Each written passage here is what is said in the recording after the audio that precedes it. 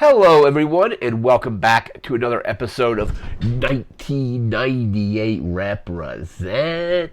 This is another music album video. So, on this episode, we'll be taking a look at Aquemini by Outkast.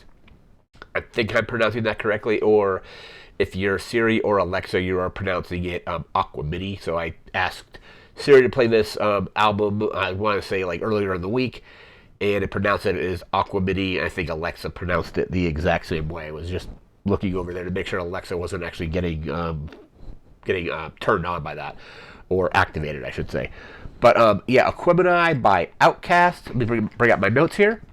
So released September 29th, 1998, and that definitely seems to track for when I first heard of Outkast, because I think I had first heard of Outkast my senior year of high school, which would have been 1998/1999.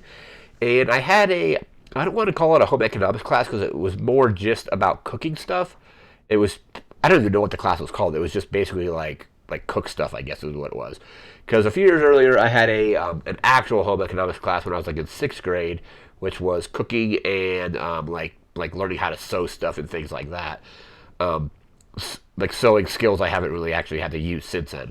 But anyway, a few years later, in my senior year, I took this cooking class, and somebody in my cooking group was talking about Outkast.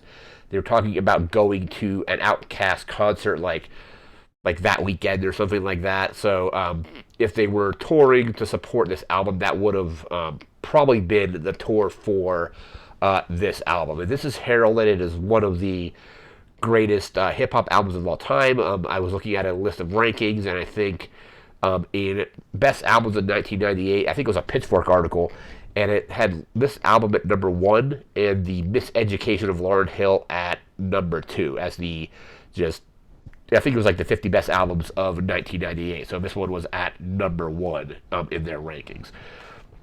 It's a very good hip hop album. Probably kind of put Southern rap on the map, essentially, because I hadn't heard of Southern rap up until probably that point. I remember like hearing like some of the songs like Rosa Parks and things like that, but I never actually listened to the full album until just like a few years after that. But it's definitely a great rap album, hip hop album. It's got great instrumentation. It has plenty of like influences from like other genres, such as like soul, like country. Let me bring up my notes here. Like 70s funk is like on display in this. They even have like George Clinton showing up on some of the tracks as well. Some various guests coming in to do some of the stuff here. So again, it's like 70s funk, Southern music, like Southern rock, soul. Guest artists such as I already mentioned George Clinton, but Raekwon the Chef from Wu-Tang is on there. Erykah Badu, I think I'm pronouncing that correctly, is the album as well.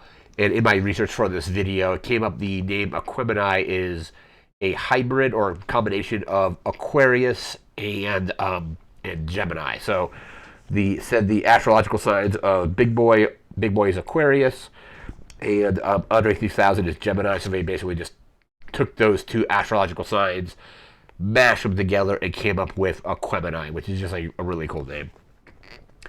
So the album went platinum just 2 months after it came out, and then I think it was July of 1999, at least according to the research I was doing on it. In July of 1999, it was at double platinum. So very successful. This is their third album overall. And this is just an amazing hip hop album. It's got basically critical acclaim all over it. I'm gonna bring up just a ton of like praise for this album. Let me bring up just a little bit of this. This is from the Pitchfork article. I think it's Pitchfork. Yeah, Pitchfork. So I'll link this in the description. But it says, if the previous 71 minutes of Aquemini had proven anything, it was that Dre, referring to Andre 3000, and Big Boy had plenty to say to close-minded rap purists. 2 years earlier, they fretted about their new fame, leaving them floating face down in the mainstream. But with Aquemini, that question turned moot. They put Atlanta on the map while hovering far above the noise. Aquemini was not only the best album released in 1998, it was also Southern rap's The Chronic and Are You Experienced? A rap album full of live funk, that established new lanes for the realness and psychedelia. The same year that Jay-Z hit the pop charts, New Orleans blew up, and Lauryn Hill's R&B slash rap mind meld swept the Grammys. Outkast earned their crown, one of their own design. So that's from the Pitchfork article. I'll leave a link in the description to check that out. See where we are here. Some critical. Let's go into the track listing for this album. I'm gonna pull that up right now. So the track listing we have, it's like what's the run? The time on it is basically an hour and 14 minutes. A lot of these rap albums tend to run a little bit longer. I've noticed in like some other genres because they have like a lot of those like little like skits thrown in there, and this album has those skits on it as well.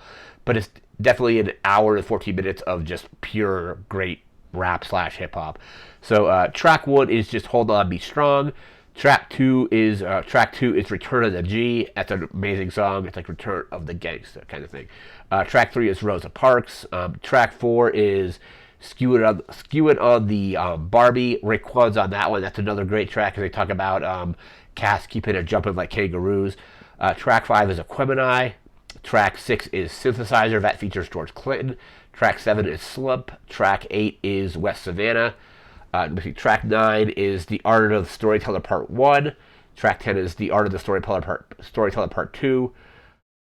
Track 11 is Mamacita, because it's like Mamacita, Papadanya, or however it goes. Track 12 is, let's see, pronouncing this correctly, Spotted Oddie Dopalicious. I think I'm pronouncing that correctly. We'll see. Track 13 is Y'all Scared, featuring Timo, Big Grip, and Cujo, I think it's how it's pronounced. Khujo, probably Cujo. Not really sure. Track 14 is Nathaniel. Track 15 is Liberation, and that features CeeLo and Erykah Badu. I'm not sure if is that CeeLo Green or a different CeeLo. Yeah, it was CeeLo Green. All right, cool. And then track 16 is Chunky Fire. And we're going to bring up now, so that's just a track listing. We're going to bring up some of these just awesome lyrics I have. Things says here, some great Outkast lyrics from this album. So in Return of the G, one of my favorite bits of the song, it says, most of the time you don't know, sticking together like flour and water to make that slow doughy work full. That was a great line. Skew It on the Barbie has the whole thing about keeping it jumping like kangaroos, but it's like old school players to new school fools, cats keep it jumping like kangaroos. It's just like a really simple like line or like verse, I guess, but it's just like really good. Same song, there's another line that says never know the hater, players cating. Sorry, never know who the hater, players cating into your ego. I'm sorry, like Atari, who's the cousin of Coleco. Like really cool. Just like I love just like these old school like video game references. Like, because like Atari, Coleco, just both, like a video game and console makers from like like the 70s and 80s. And then in Rosa Parks, we have the classic line of it says, "Aha, hush that fuss, everybody move to the back of the bus. You want to bump and slump with us? We the types of people that make the club get crunk." And then the final one is not really a verse, but it's from Aquemini, which is I think it was track 5. And it's just like, I'm not sure who's rapping it in this thing, and who's actually doing it's because it's more spoken word than anything, but it's, even the sun goes down, heroes eventually die, horoscopes often lie, and sometimes why. Nothing is for sure, nothing is for sure, nothing is for certain, nothing lasts forever, but until they close the curtain, you all know it's him and I, Aquemini. I think that sometimes why just means like sometimes why is a vowel kind of thing. But just like really good, like wordplay, really good, just rhymes on the album, like overall. Definitely like an amazing rap album. If you haven't heard it, I would definitely recommend checking it out. Checking out some of all their stuff as well. But this is probably, at least in my opinion, their best album. They've done other albums that have like some other really good songs on them, like like So Fresh and So Clean, and Hey Ya. But Aquemini to me is kind of like the peak for this particular group.